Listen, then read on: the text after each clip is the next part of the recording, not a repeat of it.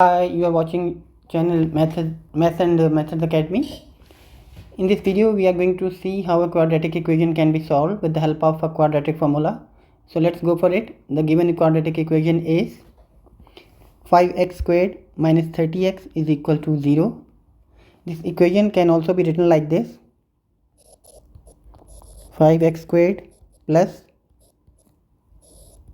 minus 30x plus 0 is equal to 0. We are writing like this so that we could easily compare it with the general form of quadratic equation. The general form of the quadratic equation is ax squared plus bx plus c is equal to 0. When we compare these two equations, we find that a is equal to 5, b is equal to minus 30 and c is equal to 0. So a is equal to 5, b is equal to minus 30 and c is equal to 0. Let us substitute these values of a, b and c into the quadratic formula, which is like this: x is equal to minus b plus minus b squared minus 4ac over 2a. The value of b is minus 30, so it is minus into minus 30. Square of minus 30 minus 4 into 5 into 0,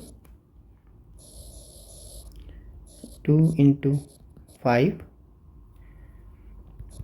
Minus into minus 30 is positive 30 plus minus square of minus 30 is 900. Minus 4 multiplied by 5 multiplied by 0 will be equal to 0. 2 into 5, 10. So square root of 900 all over 10. Square root of 900 is 30 over 10. So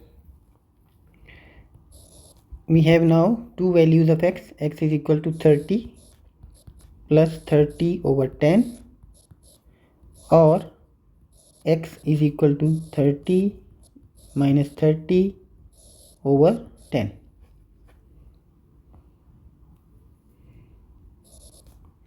Thirty plus 30 is 60 over 10, and 30 minus 30 is 0 over 10. So our final value of x is, one is 6 and the other one is 0. So our solution set will be